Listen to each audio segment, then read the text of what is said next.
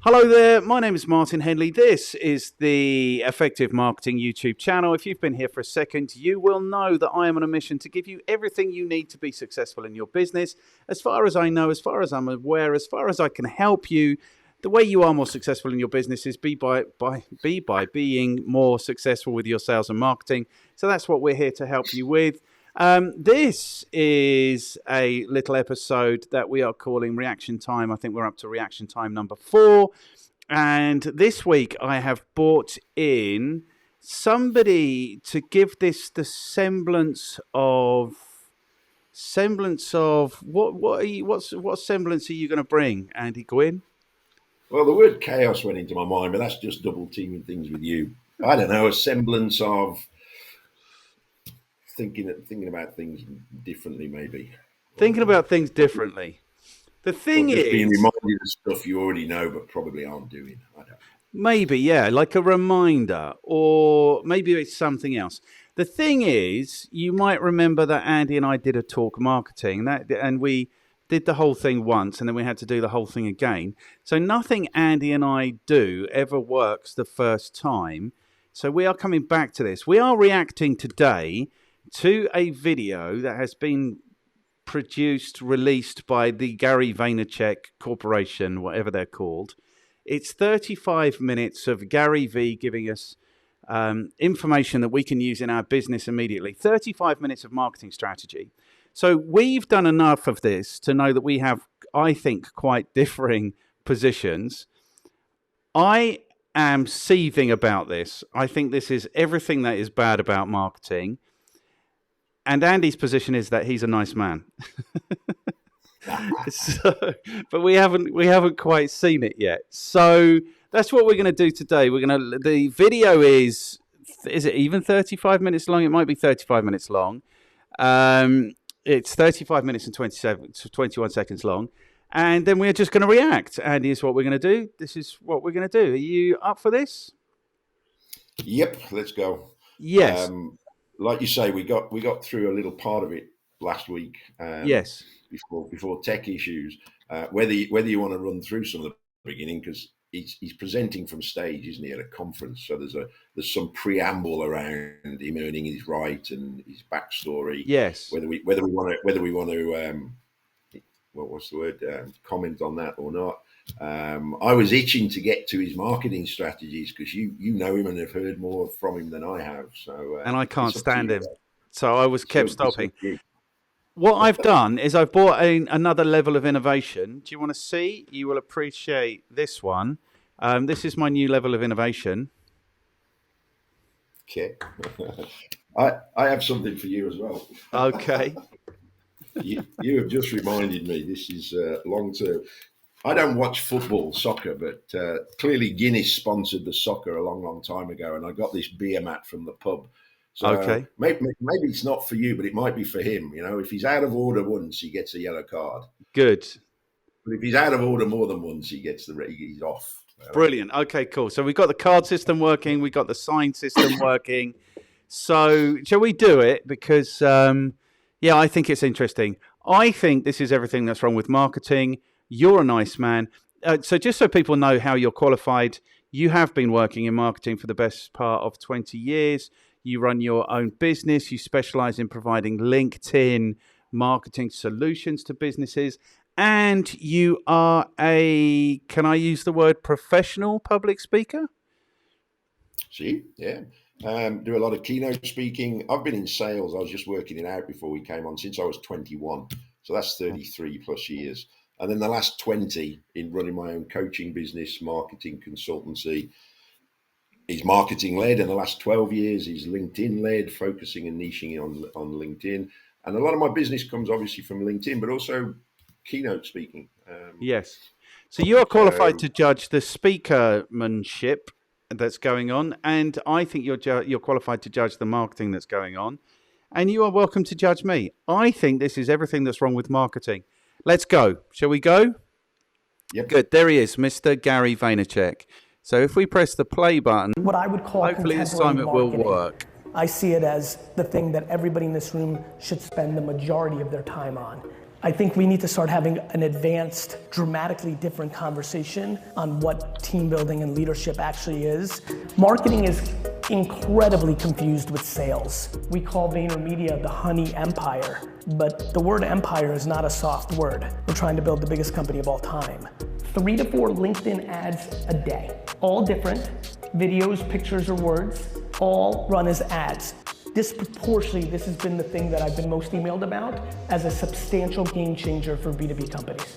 To me, marketing is a conversation of ambition. With all due respect, I just want you to know one thing. We are the best marketing company in the world, which means the only thing that's about to happen is we're gonna speed up the world knowing that your product's a piece of crap. You cannot hire your 23-year-old niece to do it. Meaning, actually starting a podcast or YouTube show around the expertise of the business that you're in. The idea of becoming the publisher, not the marketer, right? Most people are in sales. We are sales organizations, and that's great, I love sales. But marketing is the second framework, much stronger than sales in the medium and long term. The third thing that I'm talking to you about right now is the concept of becoming the media company, what I've done with my career. This last tactic, because I've thrown this out in my content, different interviews and such, has been a major win for some small B2B, mid-sized B2B companies. And I would highly, highly recommend the people in this room that have a little gift of gab, feel like they can do this, please push yourself. It really works. Remember when you promised you would never get a Facebook account in 2012? Humans say no. Many of you, when you heard about Bitcoin, no. The blockchain is here. Every contract in the world in 15 years is gonna be on the blockchain. It's how you're gonna do business. So what, are you gonna do the same thing you did with the internet, which is fight it until you succumb to it and left all that opportunity on the table? You don't like money? You don't want your family to be more stable? You don't want your business to grow? You may not wanna dance on TikTok, but I'm not asking you to dance. The internet is where the real world is. Everyone's like the metaverse and the VR and all this crazy stuff. We're living there now. Do you know how many hours are spent looking at this? And that's the point of this talk today, which is a lot's happening. It's not. Right, good. So what they've done is they've edited what they think are the headlines. I've got a headache already. I am seething already, but we will we will see how it goes. Are you cool? I saw you nodding occasionally, so I don't disagree with everything he says. I just disagree with like 98% of it, I think. Okay, cool. So we're ready. Are you ready? So far, what do you think? Presentation, anything? Have you got a headache? No, I haven't got a headache. It's only a couple of minutes. I'm agreeing with things. I think it will all be on the blockchain. What else did he say? It is about saying yes. You know, how many people you met over the years that you've introduced something new and they say no? It's human nature to resist change at some level. So yes, he's framing it up all right. Let's get to his marketing stuff, man. All right, let's get to his marketing stuff. Okay, good. Right, I'm just going to put my signs up, and you say something if you disagree with what because I'm seething. To be back on stage. There's 2 core things that I'm spending a ton of time on right now, and they're pretty opposite. One is incredibly in the weeds and very tactical and very in the dirt, which is what I would call contemporary marketing. Whether you're in this room as B2B or B2C, including things that wouldn't make maybe sense to a lot of people within the industry of what they should be doing on LinkedIn or TikTok or things of that nature, they fascinate me mainly because I'm a businessman, right? Since I was 14 years old, I've been involved in a family business, own business my whole life. So everything comes from the standpoint of oxygen to pay the bills. You know, I was born in the Soviet Union, grew up in a very immigrant family. My dad had a liquor store, and from May 8th. So I just want to say this because, you know, we got this far before, but just so we say this, his dad, I don't know what very immigrant is. I think either you're immigrant or you're not. So I'm not sure what the scale of immigrant is. His dad built a pretty successful wine business that was turning over $3 million. I think making not net, but gross profits of around 50%. So he inherited a business basically that was worth 3 million in turnover and maybe 1 million in profit. I don't know. I don't dig this backstory. That's all I'm saying. Do you want to say something nice? It's a backstory. When it's the structure of speaking from stage. People in the room may not know him. I talk about when you start, you engage the audience, and we didn't see the beginning. You try and engage the whole audience with something, but then you earn the right, which is sort of what he's doing, because Okay. All right. whether you dig it or not, it's his backstory about why he's now into marketing and knows what he does. Yeah, I've never subscribed to that idea. When I speak, I mean, you have to do something, but I do like 15 seconds. Here I am. This is my business. This is what I talk about. This is it.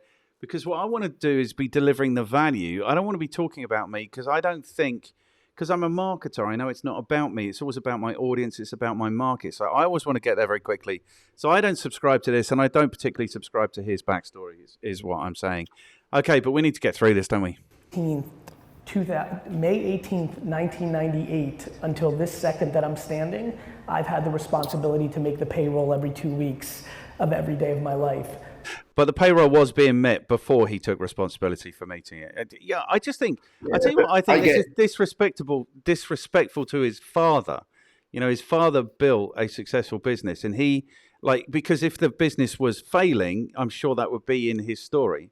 So basically, he inherited a successful business, I think. If he's talking at Sage is about software and payroll, isn't it? I don't know whether he's talking to a room full of Sage resellers or the internal staff. I'm presuming the resellers. What I actually quite like that he's done is what amateurs do is they go, let me tell you a little bit about me or what qualifies me to be here. It's an awful phrase. And he just wove into it sort of nicely. But but notice he also said, I've been responsible for the payroll every 2 weeks. So that's actually some commonality with the audience because it links in with the company that he's speaking to or for. He's just given his earning the right. There will be people in the room that go, yeah, why should I, without unconsciously, why should I be listening to you about marketing? There's a lot of what I call I know out there. People go, yeah, I know this. I know everything about marketing. I remember right at the beginning of my business cold calling somebody, and the business owner said, what can you teach me about my business after 20 years? And I said, why aren't you on the golf course? Why are you picking up the phone now? And he put the phone down on me because people think they know it all. And it's a brave person to then go, actually, maybe I don't know it all. Because for some people, their ego's so big. So he's got to earn the right. It's a standard thing. It depends how long he takes to do it, whether it becomes all about him. Okay, well, he is... Oh, that is something that I wanted to do, which I'm going to do because it might stop me interrupting it all the time. Okay, I'm just going to keep a little tally and for my own interest, and I'll let it play a little bit more. How are you going to get our attention if there's something you want to say?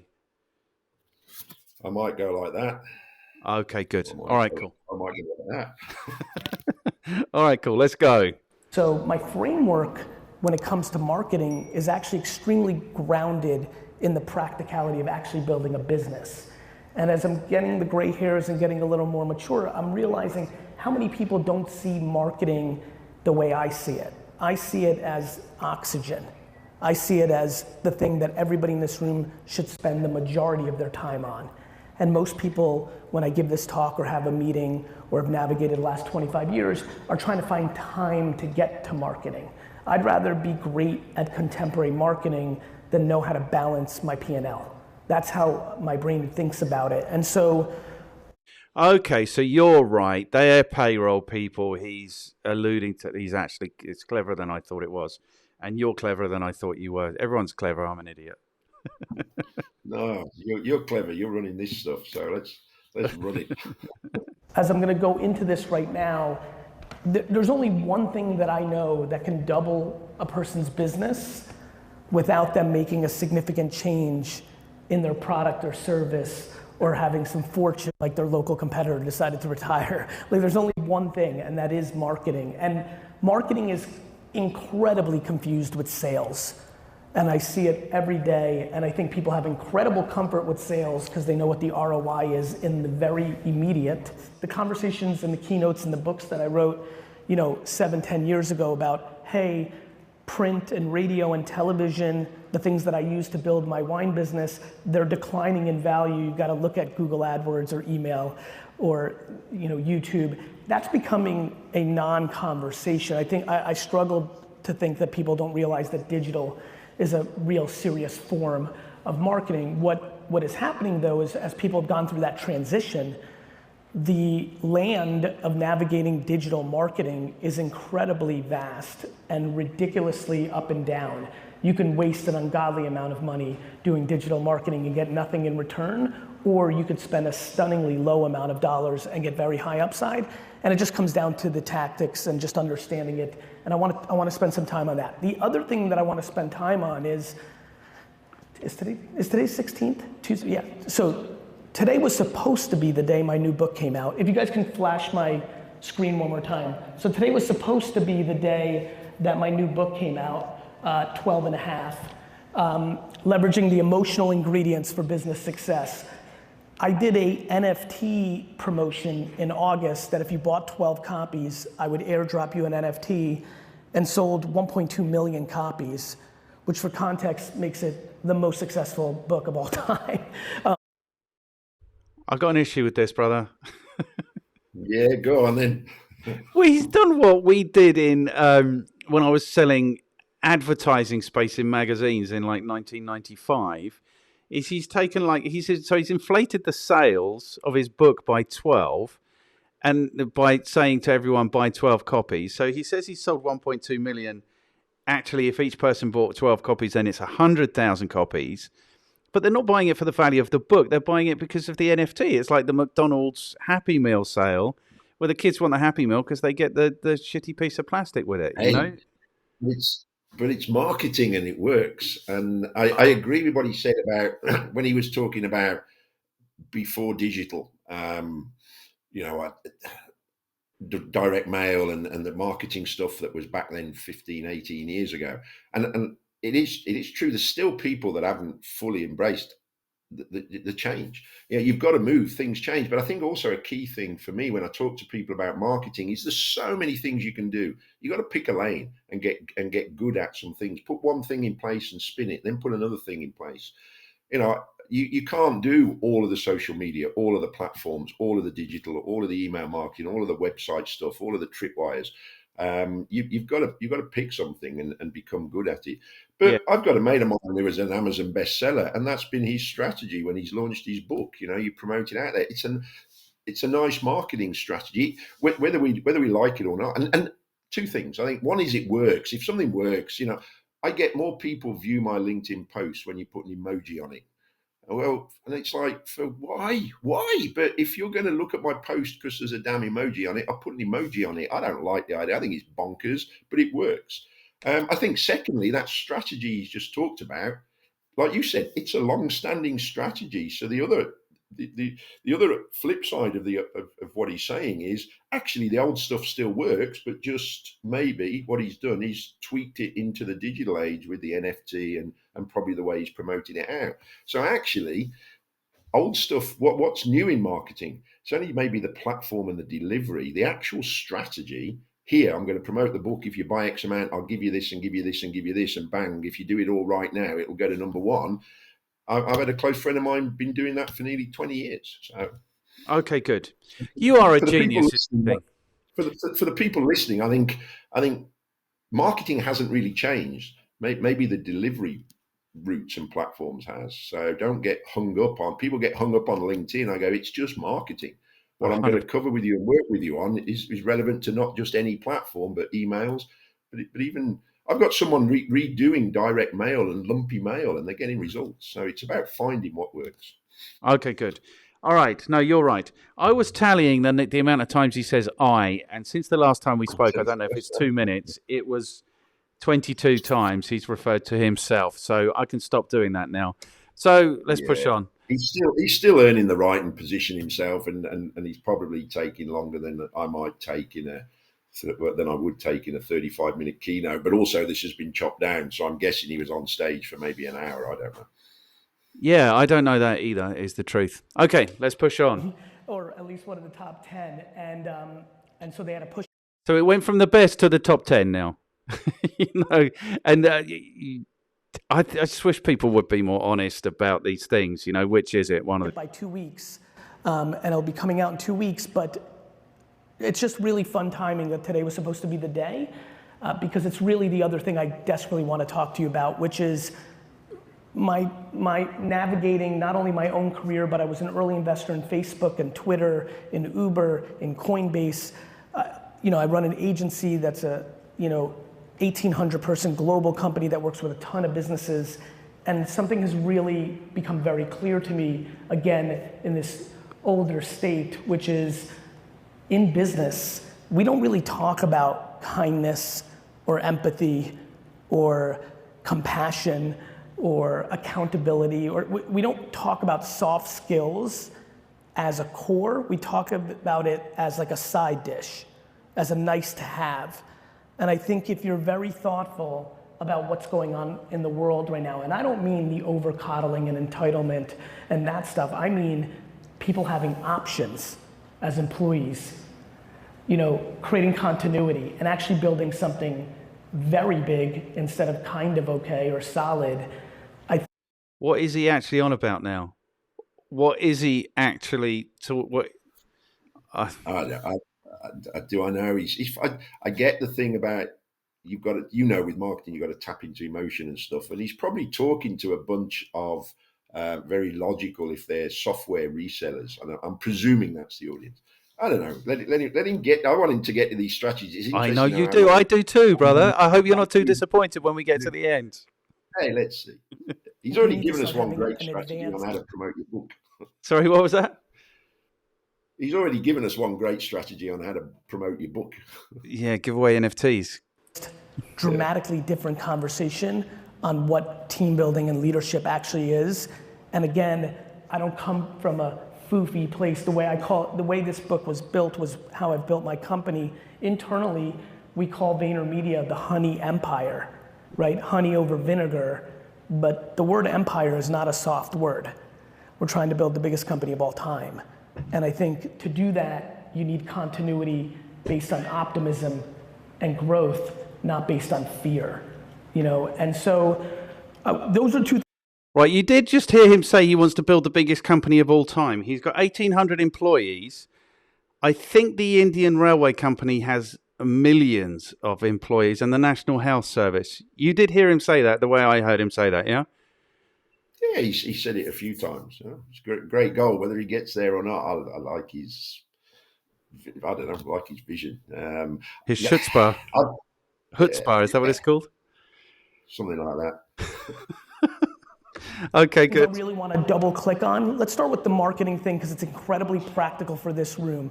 How many people by show of hands, because I'm going to navigate because I have a feel of the mix. How many people by show of hands, please raise them, are in the B2B business? Raise your hands, please. Hi, please. Thank you. And B2C? Great. So predominantly B2B, I'll jump on both. So B2B. How many people here are running LinkedIn ads for their B2B business? And I mean ads in the feed, not email, things of that nature. Raise your hands, just curious. Great, thank you. So let's talk about LinkedIn ads. This room is majority B2B. I couldn't employ, if nothing from this talk, you remember except this one part, I hope this lands. Every company, hence person in this room, needs to be running 3 to 4 original pieces of creative as ads on LinkedIn a day. That's a shit ton of work. So that's 60 to 80 original advertisements a month. Okay? Yeah, I think the key thing with marketing, and that I want to know why he thinks that, but my first question to anybody would be, what's your outcome? What do you want to achieve? Because I've got a close colleague of mine just started to run ads, and he's found a way and he's getting great results. I ran an ad years and years ago and got nothing from it. I've never used LinkedIn ads, but I'm not using Facebook ads or any ads, but I'm getting consistent leads in every week, and I'm getting consistent sales in every week in my business. So it's about, what do you want out of it? Because that, like you said, that's a shit ton of work. If you want the biggest business in the world that he wants, then yeah, you got to do a lot more. So I want to know why that number, because that's not going to be, when he says you have to do it, no, it depends what everyone in the room's outcome is. So it's going to be different, man. Okay, so no way am I going to consistently create. I struggle to consistently create one or two LinkedIn posts a week for my VA to publish and do, let alone write 80 ads a month every month. I don't get that. It's a lot of work. Okay, well, let's see what he has to say about it. And so when I think strategy, I think situation, I think I think positioning, I think proactive marketing, I think how sales is going to, oh no. So I think positioning, objectives.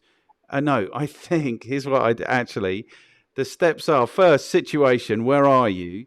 Second, objectives, where do you want to get to? Third, how do you position your business? Fifth, how do you get proactive? Sixth, I think I lost count, is about sales, and then it's about measurement, and then it loops. There's 6 steps somewhere. This is what I think of when I think of strategy. But, he's Gary V. Let's see what he thinks, why he thinks we should be doing this on LinkedIn.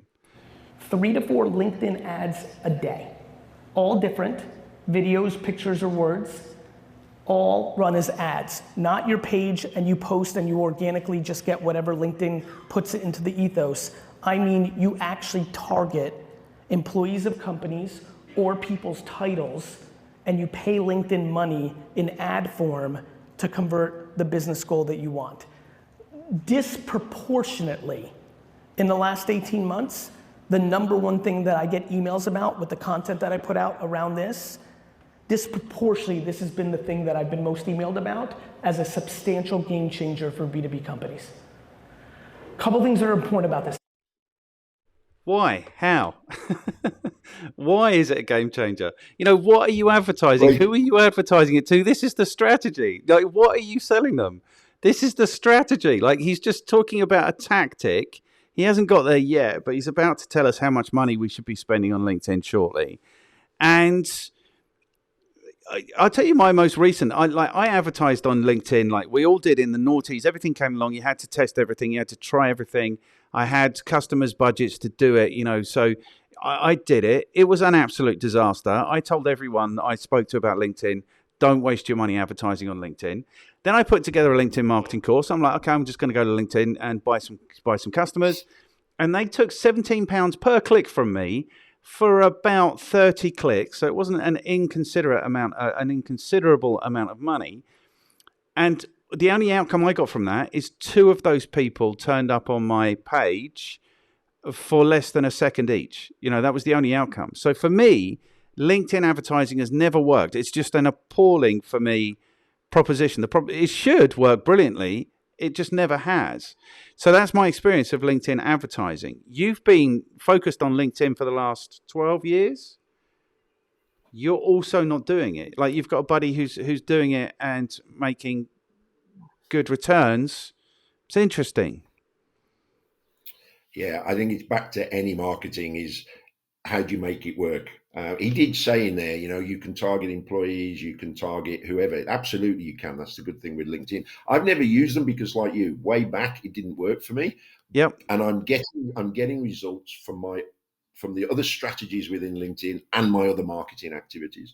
Yes. A close friend of mine has just been running ads in the way that he's saying, and he's getting a massive return on it. So things clearly have changed. And of course, they've changed in 10 years. LinkedIn has more users, more activity, more stuff.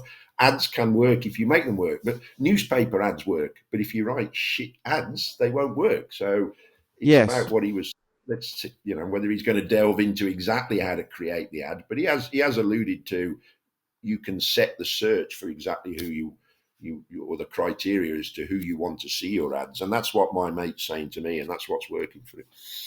Okay. All right, good.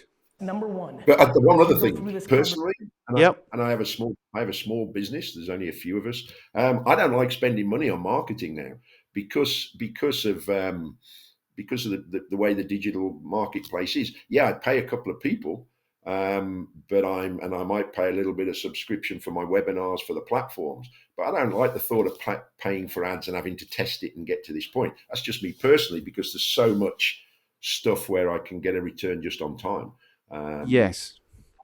That said, I use automation to get to people on LinkedIn, and I am paying for the automation. So you can argue I am paying stuff. Yes. But there is an argument for me that if you want more results out of your ads, you've got to keep paying more, where there are other ways. I'm not negating it. It's about finding the strategies in your business that work and running with them.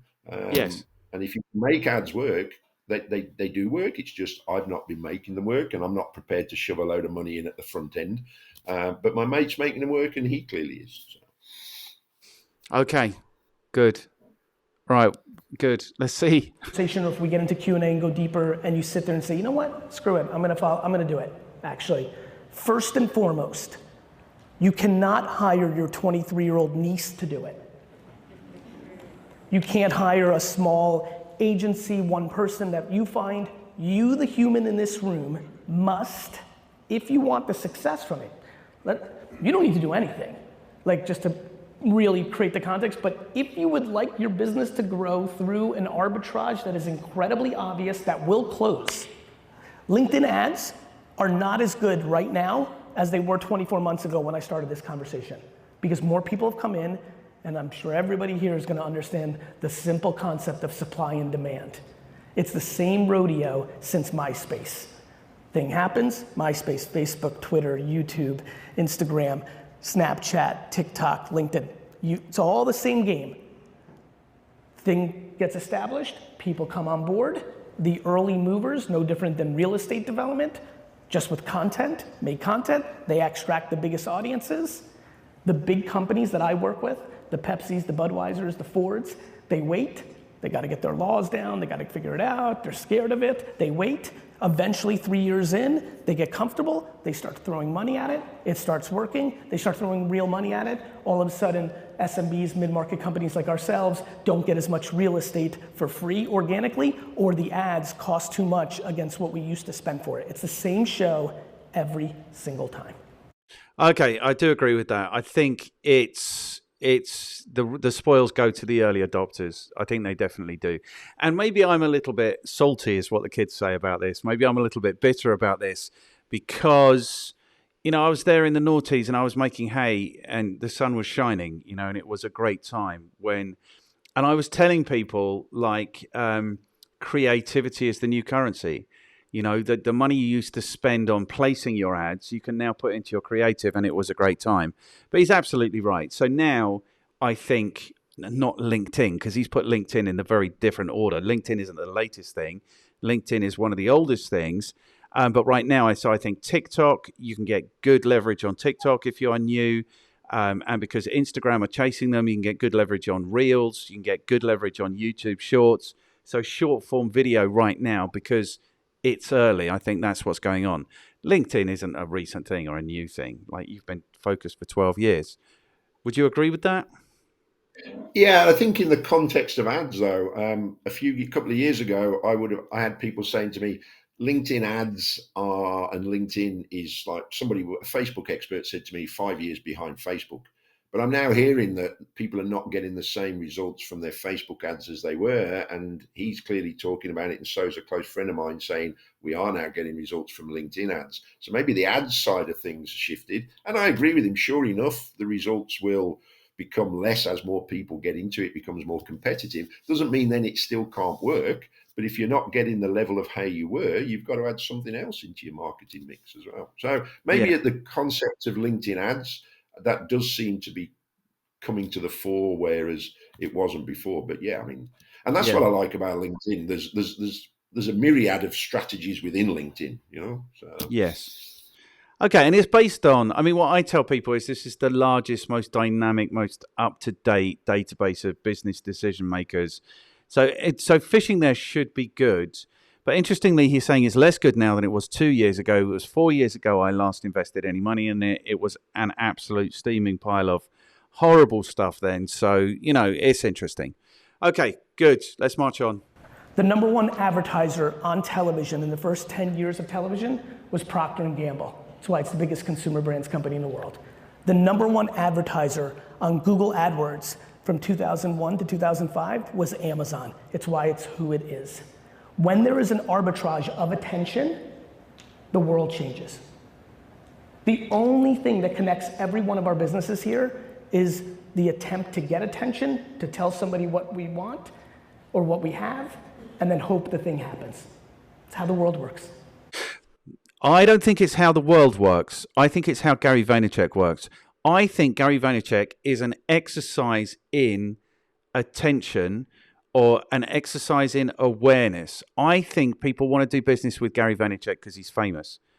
That's my theory about Gary Vaynerchuk. It's fine, I suppose. He's worth like 180 million. So, who am I to judge?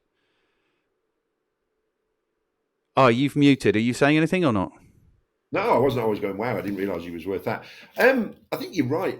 When you're speaking from stage, and again, I don't know his audience in that room, but sure enough, if you want to grow a big company, what he said about Procter and Gamble and Amazon makes sense. And clearly he's doing that. Like you said, people want to do business with him because he's famous. Why is he famous? Because he's got out there in the same way he's just mentioned those two. Yeah. My target audience is the smaller business owner. I don't mean midgets. I mean someone maybe, up to a couple of 3 million, and certainly the 80% of that rule is sub $1 million turnover with small amount of team. Now I am known because I've done the long yards for 15 years. I've done a huge amount of presentations, keynote presentations, online webinars, and that's worked for me. So I get that. I'm sort of known within my circle, but you got to keep that going. So I think it's about what the audience take.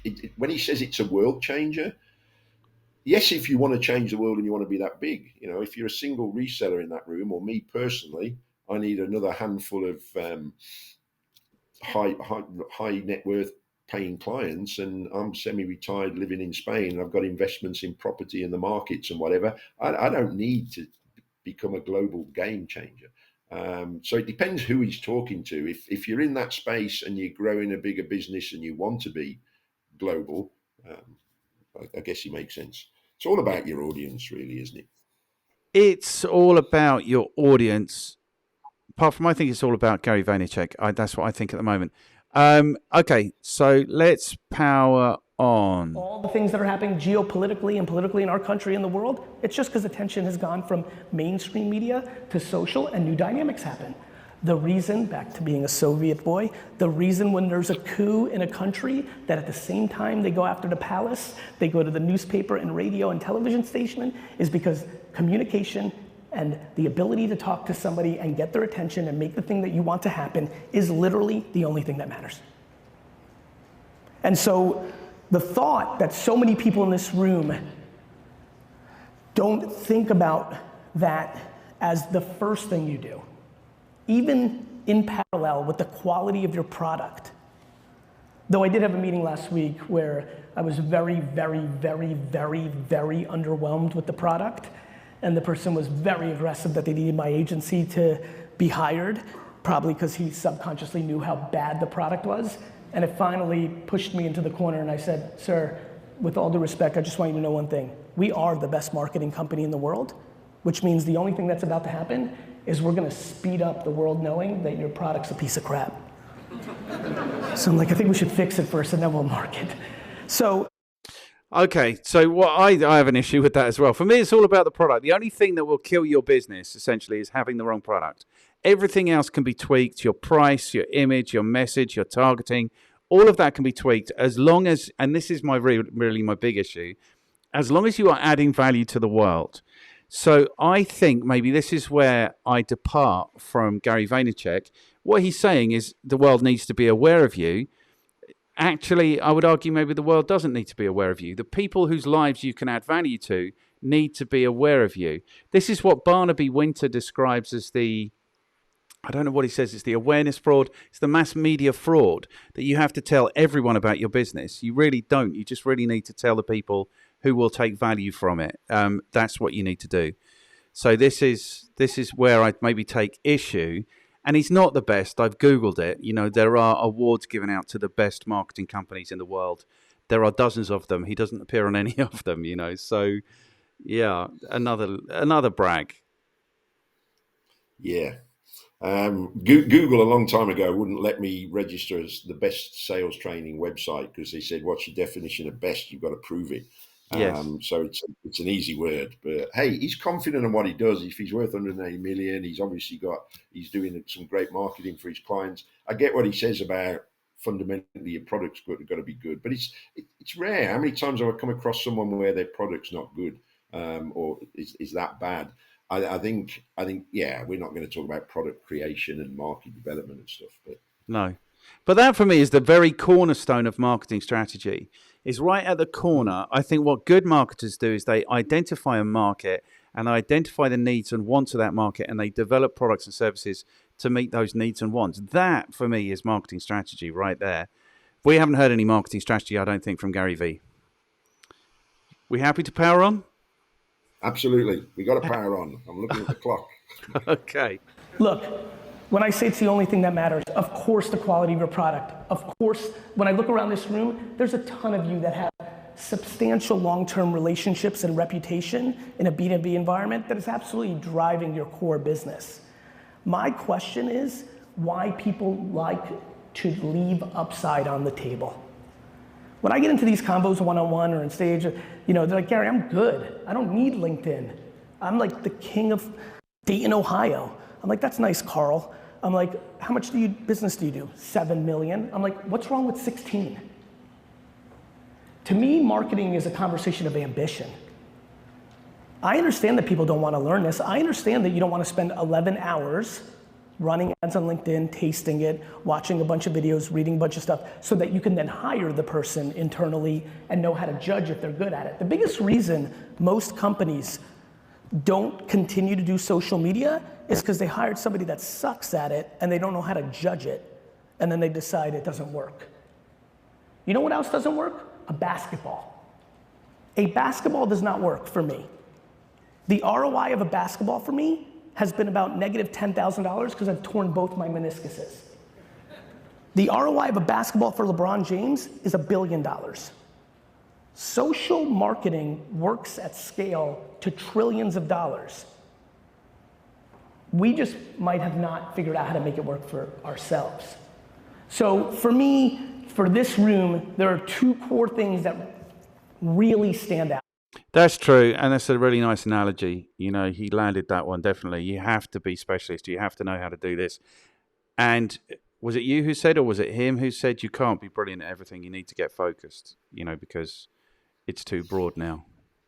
That might have been, it wasn't me, but one of the things I got taught and that I do believe is, as a business owner, I need to be a generalist and employ specialists, so same principle.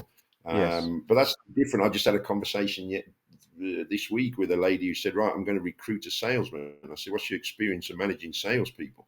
Oh, well, I said, you've then got to become good at recruiting the specialist. And, yes. And then it's a balance. Do I outsource? And at what point is it more cost effective to bring them in? I like outsourcing. So, yeah, of course he's right. I didn't quite get the basketball analogy, but then it's about finding metaphors that suit the audience. But then when he questions... James is a billionaire basketball player. So that's... Say again? LeBron James is a billionaire basketball player. He's earned hundreds of millions of dollars from playing basketball.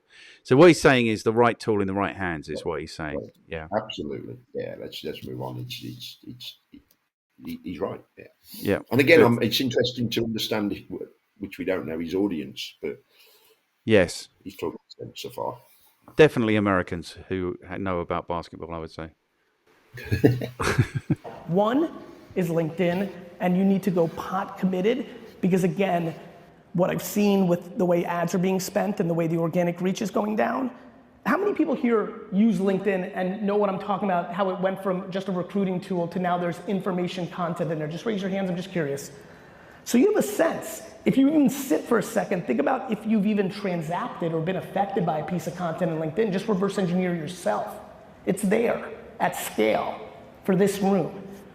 The other thing that I think a lot of people need to debate, and this is for the more ambitious and hungry, the more on the offense, the concept of becoming the media platform instead of just an advertiser.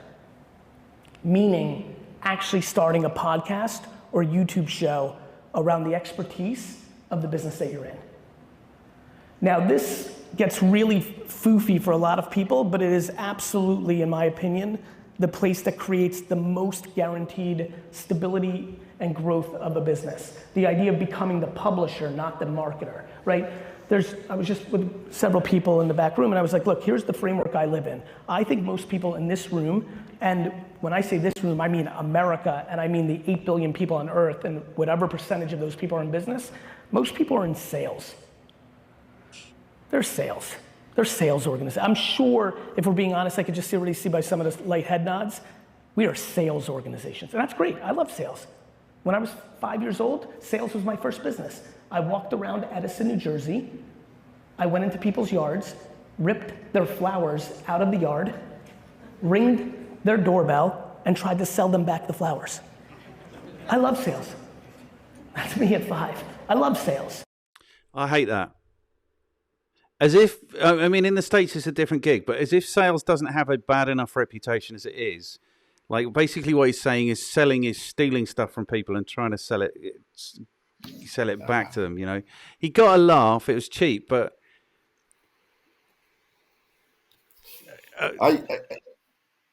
Again, I don't know the message. You said it was, what's the name of his session? But it's 35 minutes of marketing strategy you can start to use today. Cool. So he's gone on about sales again. He did it earlier on. If that's the title and so his audience, yes, he's told me about LinkedIn ads, and I get that, it's worth testing. We what are we, halfway through whatever it is? Yeah. So let's see what else he's got to say. You know, okay. Yeah. There's remarkable sales. It's called marketing. It's super hard because spending money on something that's just branding doesn't feel natural to an SMB mid-market company, and even big companies don't love it, even though they allocate for it because Wall Street makes them. Branding. Super important. Marketing, it's the whole actual game. It's the thing that I want you to get advanced at, and LinkedIn, it will completely change your business, for real. 20, 40, 80% growth, it will. It can, it does, if you get good at it. The problem is most people, a lot of hands went up. I feel like if this was a class where we went through all the ads, without even knowing, and a lot of hands went up, just because I know 98% of what I see on LinkedIn is this, so I'm making the assumption that the math scales in this room. The marketing is actually just sales videos or a sales flyer. Most people, when they go to marketing, are really just doing sales. None of you want to see that. Nobody wants an infomercial in their news feed. It's not value add, period. But marketing is the second framework, much stronger than sales in the medium and long term, harder to judge for people in the short term, which is why almost nobody does it. Definitely not. This isn't the way I understand sales and marketing. For me, you do marketing to get the opportunity to sell. It's a chronology. There's not, you are either in the business of marketing or you are in the business of sales. If you are halfway sensible, you invest in marketing to give your salespeople the opportunity to sell. Your salespeople are too busy stealing people's flowers and trying to sell them back to them. It's a nonsense.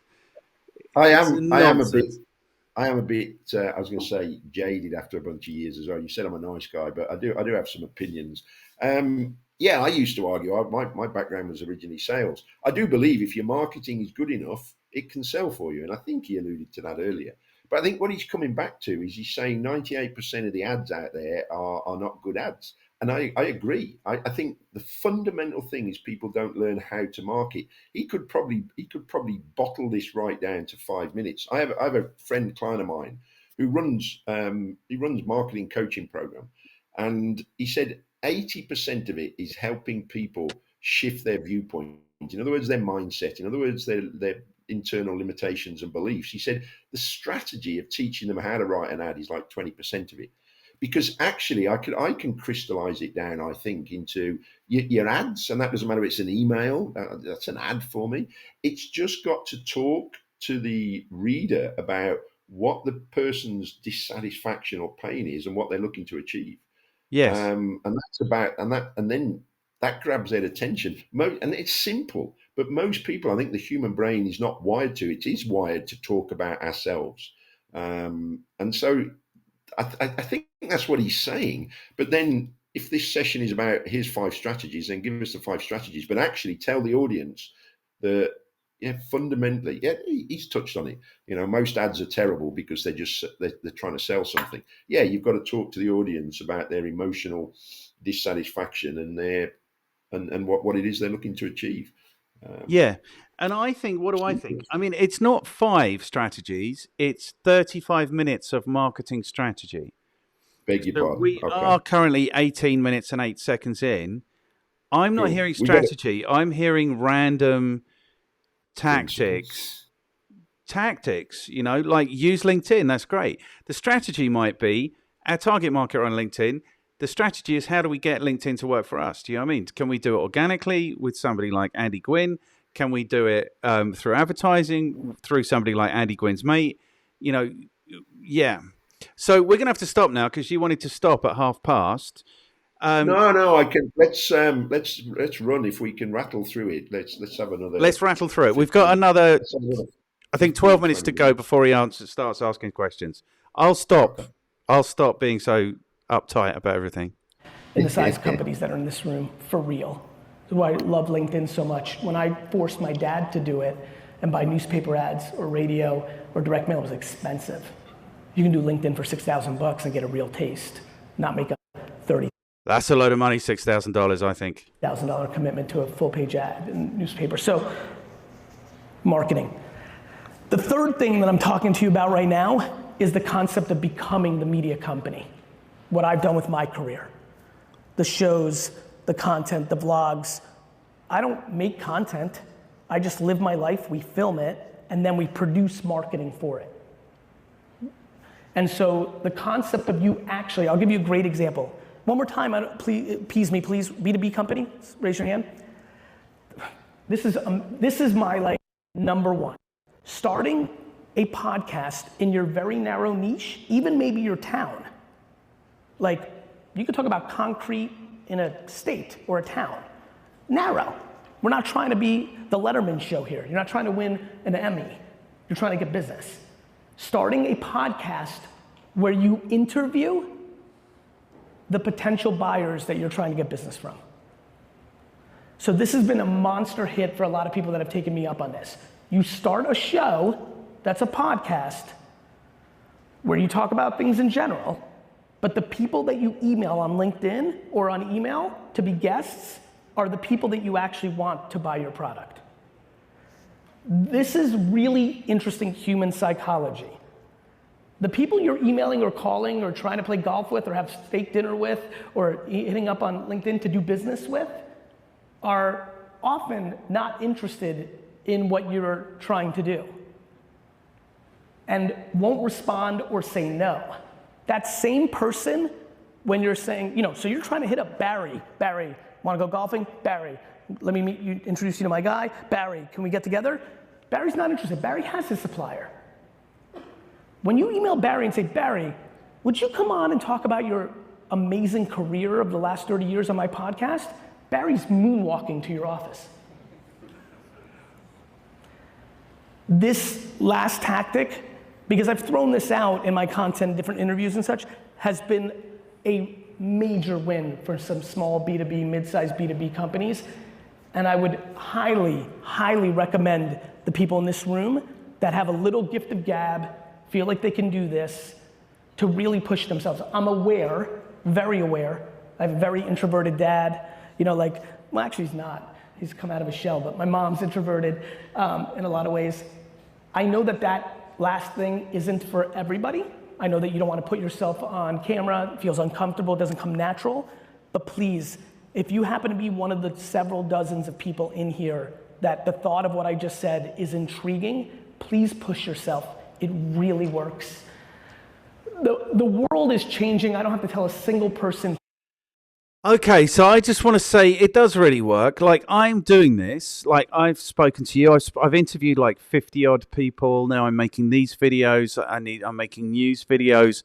It's amazing. It's been really. It might be the most effective marketing I've ever done of me, myself, of my business.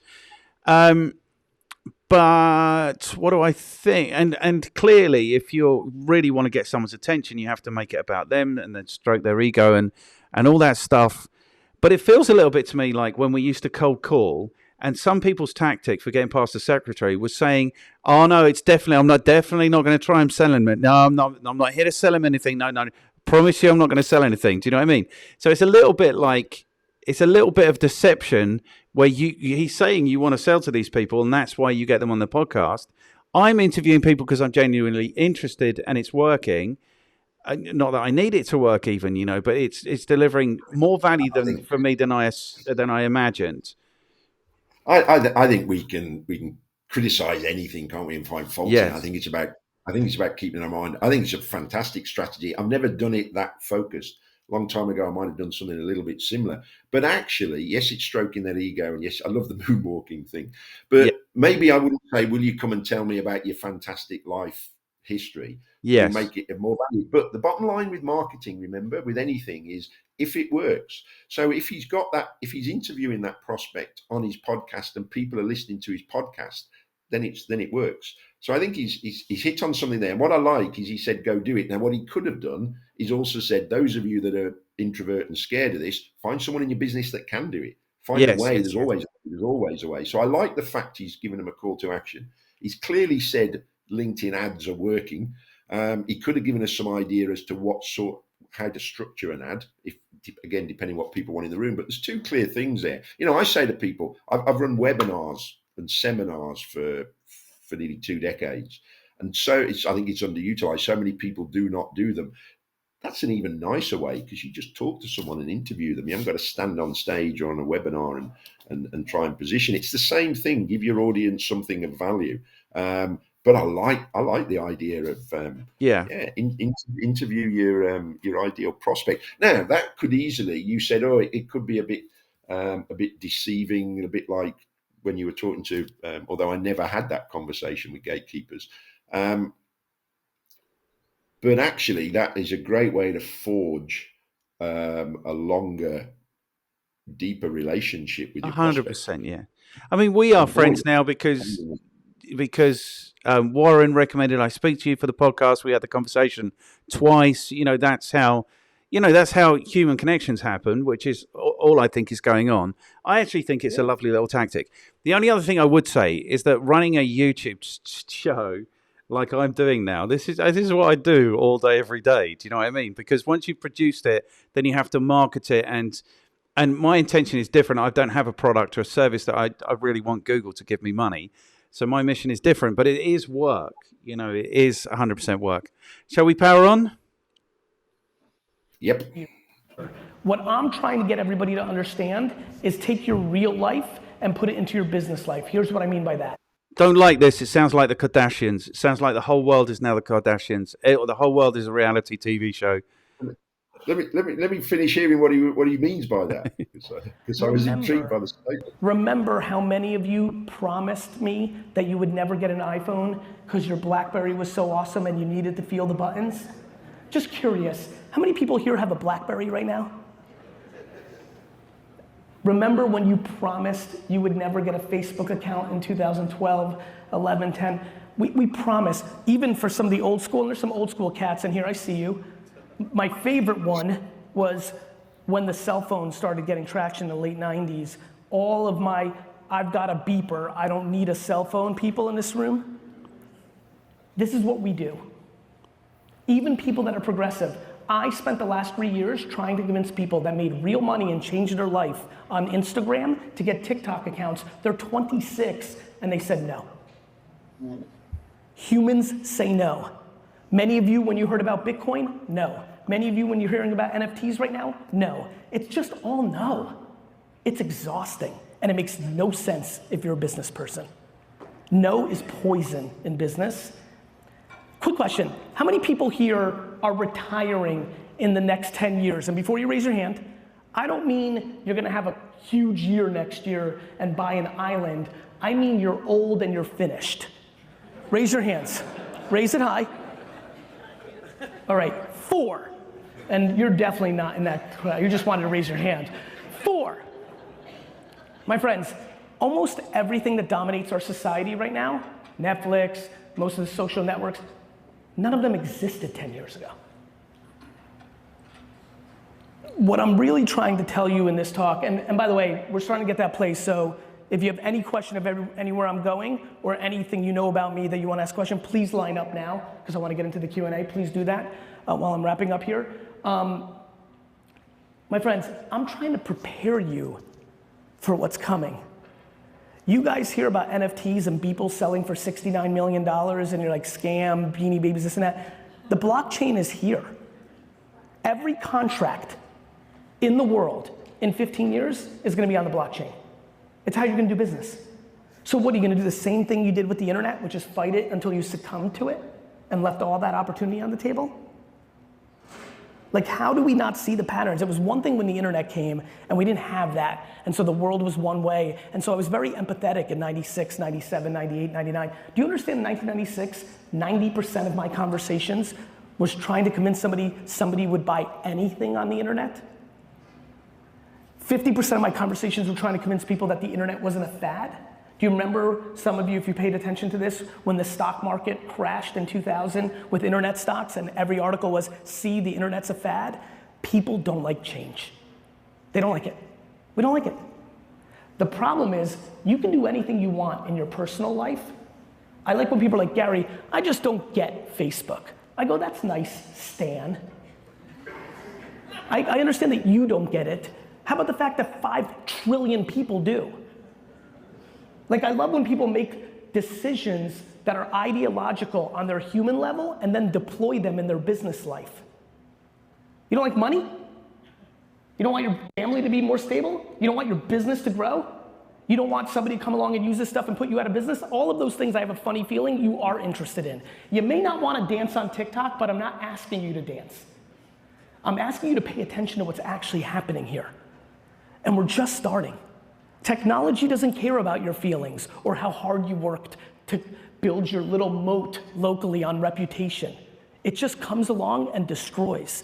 I spoke at a conference, ironically, in Orlando 7 years ago. I was an early investor in Uber, and ironically got booked, they didn't know, for the Limo and Taxi Conference Convention Center to speak.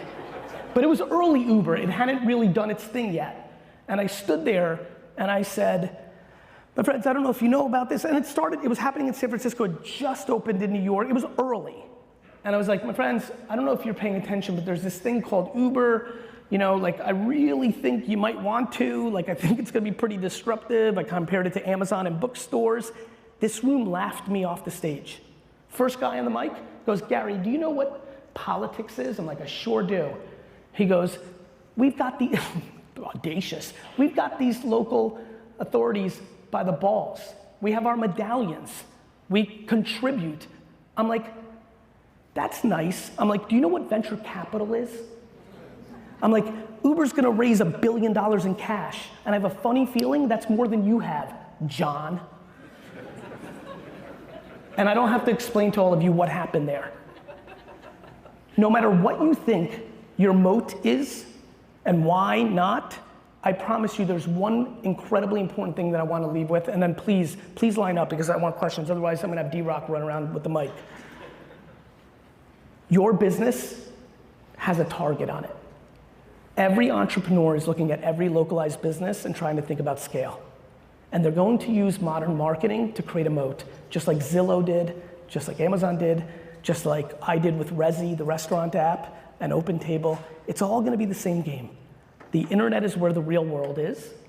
Everyone's like the metaverse and the VR and all this crazy stuff. We're living there now. Do you know how many hours are spent looking at this? Do you understand? We live there now.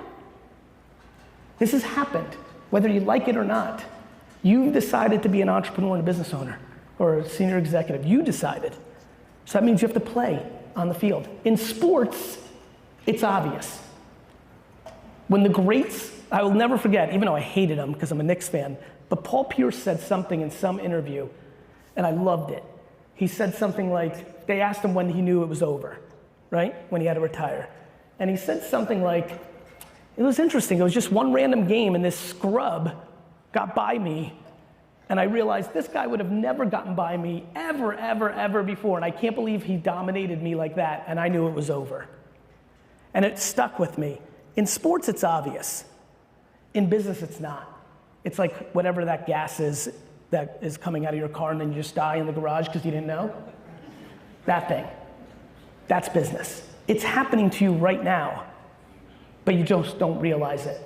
And that's because the technology lever, especially now, with what's going on with the blockchain, you have a blockchain and internet happening at the same time. And what makes me sad is you can harness it or you can put your head in the sand. It's just a very binary game. And I just don't know why you wouldn't. And so that's that. I didn't really get to the culture part as much as I want to, but I'm gonna sneak a little bit of it in. All of that is fine and dandy. If you land 3 awesome people to run your LinkedIn, or 1, it's all fine and dandy. If you don't know how to manage in 2021, you're gonna lose. The options are ridiculous. Every 17-year-old that I know, and I know a drillion of them, I have 10 million followers on TikTok, every one of them have no interest in going to college or working for anyone because they can make $100,000 a year on TikTok. This isn't about these Gen Zers and millennials being spoiled. This is called options. They're not lazy. They just don't want to work for you. Like, it's very important. This is probably more important than what I spent the most of my time on. If you don't realize that kindness and empathy and compassion and all those things your grandma tried to teach you are actually becoming the core things you're gonna need in your business to succeed. I love this new thing going on, the Great Resignation, right? And everyone's blaming the government, rightfully so. Like, if you pay people to stay home, they're gonna stay home. Like, we understand that game, but let there be no confusion. There's a much more dangerous thing going on in there, because that check is gonna stop. What's underneath there is options, right? And I see a lot of head shaking, and I'll tell you why. Many of you have been baffled by your kid or your kid's friend making real money on TikTok and they're 14, and you're like, what the hell is going on? This is happening. And so look, when I talk like this, I always laugh because I can always hear my dad or other people's voices in the crowd. Like, I'm very empathetic to somebody sitting, listening to me right now and saying, you know what? I'm retired. I get it, because it's changing so fast and hard. It's like, ugh, I've gone hard for 50 years. Do I really want a 30-year, do I really? That's on you, but it doesn't mean it's not happening. And that's the point of this talk today, which is a lot's happening. And I'd love to get into details, so I'll leave a lot more for Q&A, but thank you for having me. Thank you. Okay, so you're smiling there, man. Did you enjoy this? Did I enjoy it? Yes. Yeah, am I smiling? I'm sat there going, it was titled 35 Minutes About Marketing. And yeah, he covered LinkedIn ads and he covered that great strategy of why not run a podcast. But then that last however long, it's all about you've got to embrace change. Well, I get that. That wasn't the topic. And it was motivational and he used some great examples. And if that was what his speaking gig was supposed to be about, fine, but I've heard that lots. But okay, we're in a different space. We hear a lot of speakers, but I've been hearing that for 15 years about the speed of change. Keep an open mind, and you've got to move with it. If that was his message, cool, he got it across, and he used some great stories. But I was waiting for some more marketing examples to be able to take away and use. Now, you could have condensed that and said, "Hey guys, you've got to learn to market better." And therefore, go learn, go get some experts in, decide what you're going to do. And here's 2 or 3 or 4 things that I suggest can work. LinkedIn for B2B, I do believe it can be the core marketing strategy. And if you're starting somewhere, go start with that. I always taught you should have multiple marketing strategies all working for you, because it's leverage. And if one thing falls over, then or changes, you've got something else and you can tweak them like the old graphic equalizer. So yeah, I mean, it was motivational and inspirational, but it wasn't the message I was expecting from that. No, but again, back to who's his audience there. Yeah, and what we don't know is how he was billed. It probably wasn't billed as so. Somebody in his organization has decided to put 35 minutes of marketing strategy when it's nothing like that for me. There were a couple of little tactics. The podcast thing is a tactic. The LinkedIn advertising is just a tactic. So, it may just have been misbilled. They probably just billed it as Gary Vaynerchuk's coming. But yeah, to me... If that's their annual conference and he's a keynote speaker, he's engaging. He wasn't the most exciting, funny. There were a couple of points. God knows how much he would have charged, but I'm guessing it's tens of thousands to speak at, was it not Zero? Sage's sales conference or annual conference. I know some much more engaging speakers. So again, it comes back to what was he booked for and what's his audience. But Yes, you know, 100%. there was nothing there he was saying that I, grossly disagree with. But I don't think there was much there about marketing. And if his message was you've got to embrace change, guys, and you've got to move with the times, yeah, great. Again, it's back to who's his audience, because I love working with the SME business owner because we can change quickly. Yeah. When I don't want to grow a business for 20 million because I don't want the complexity. And he's right about not just kids. I can make a lot of small business owners, I can make more money for myself than I've got clients that are doing 5 million are making, because they've got Yes. all the cost, the complexity, all the stuff. So we can talk about personal goals and things. So it was all right. I certainly wouldn't pay tens of thousands to book him. He clearly knows his stuff, but he's how good a keynote speaker with content. I can be cynical and go, was there much in there that I could take away? I got a nice distinction about the podcast and interviewing people. And if you take I'm just passionate about, if you take one thing away and apply it and get a result, then it's worth investing an hours of your time or watching somebody or listening to somebody. I used to get people say, oh, I don't like Brad Sugar, he's all very American. I'd go, well, that's funny because he's an Aussie, but I don't care what you think about him. What did you get from his content that you can take away and use? And if that gives you a profit, then it's worthwhile. But was there much content in there that, that was going to wow me, that I can take away that I haven't heard before? Not really. No, and I think that's maybe there were things there that I find offensive. I think sales has a bad enough reputation. That's not the way sales and marketing works. It felt to me like it was very unprepared, and it felt to me like a really missed opportunity because. And the thing that's most offensive to me is that he's getting booked because he's famous. So he is an exercise in, if you can put through a tsunami of awareness, like in 2022, being famous is a really valuable thing to be, and he's kind of taken the awareness part of the marketing process and he's just blitzed that. So I don't doubt he's getting a lot of money, but it's a missed opportunity. He had there probably 3 themes that he could have spoken about, each for 30 minutes, and really delivered some power and some value, I think.